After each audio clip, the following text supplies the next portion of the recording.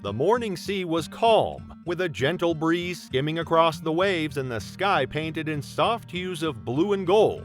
Aboard a modest fishing trawler named Sea Wanderer, veteran sailor Marco Silva was beginning his day as usual, checking his nets and sipping strong black coffee. Yet on this morning, something on the horizon caught his seasoned eyes. A few hundred meters away, the ocean's surface trembled with unusual movement. A dorsal fin broke the calm water, but something was terribly off.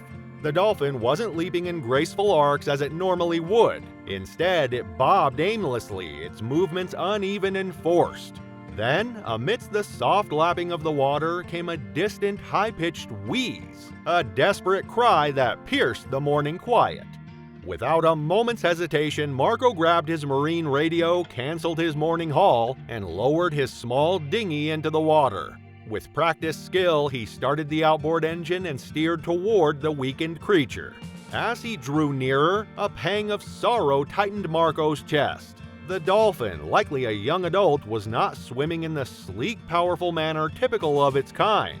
Its gray skin was marred with patches of dull color, and near its pectoral fins, clusters of barnacles had formed like unwanted armor. Worse yet, along its flanks and belly, pale parasitic worms, long, slender creatures, had latched on, slowly sapping the dolphin's strength. Visible lesions and white scars around its mouth told a story of prolonged suffering and neglect. It wasn't just ill, it was in agony. The dinghy drifted steadily as Marco carefully approached the struggling creature. He kept his movements calm and deliberate, extending a steady hand over the side. To his relief, the dolphin did not dart away. Instead, it lingered near the surface and released another weak, plaintive whistle. Its eyes, wide and filled with pain, locked onto his. In that silent moment, a bond was forged, a shared understanding that help had finally arrived. Gently, Marco leaned over and slid his arms beneath the dolphin's head. "Easy now, amigo," he murmured in a soothing tone. "I've got you."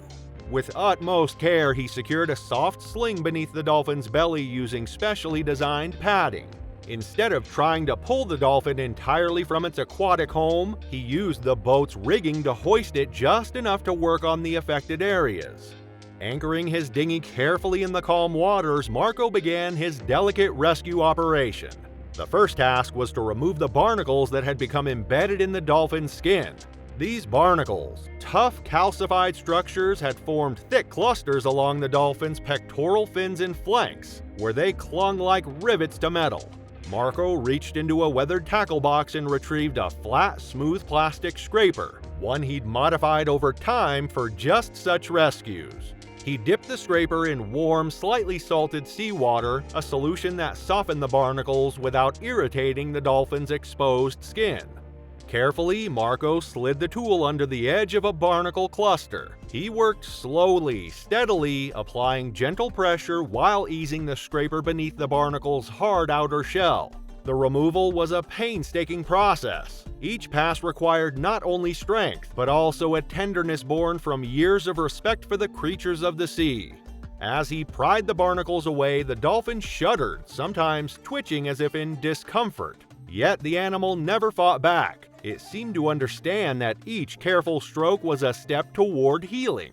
In one particularly stubborn cluster beneath its left fin, the barnacles clung with a tenacity that made Marco pause. He set the scraper down and examined the cluster, noting how the crusted formations had intertwined with delicate tissues. Taking a soft bristled brush from his kit, he began to work around the edges to loosen the grip of the barnacles. The brush, damp with the warm seawater mixture, allowed him to gently massage around the barnacles, breaking the adhesive bond bit by bit.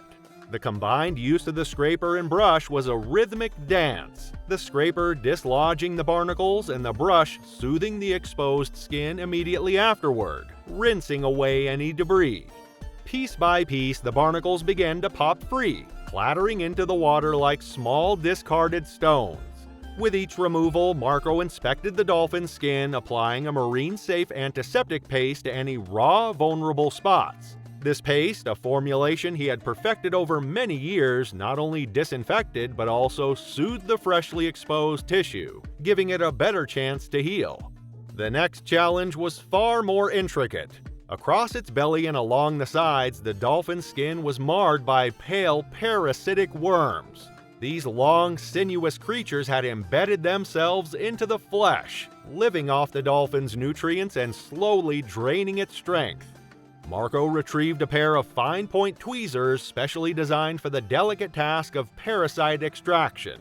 Alongside the tweezers, he prepared a deworming solution, a mild yet effective concoction that he had used previously on rescued marine animals. With careful precision, Marco began the process. He focused on one section of the dolphin's belly where the parasites were most concentrated. Under the bright natural light filtering down through the water, he identified each parasite, observing their thin, translucent bodies that had camouflaged against the dolphin's skin. Working steadily, he isolated each one using the tweezers. When a parasite curled up defensively, Marco would gently coax it out with a slight tug, applying just enough pressure to release it from the tissue. He then dipped the parasite into a small vial of the deworming solution, watching as it lost its grip and slithered free.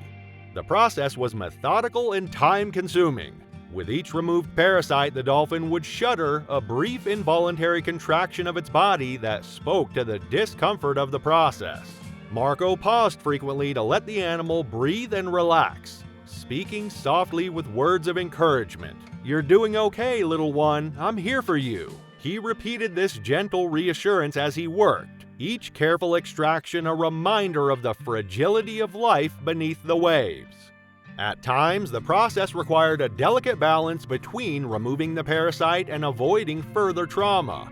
When encountering parasites that were particularly embedded, Marco used a combination of the tweezers and the deworming solution.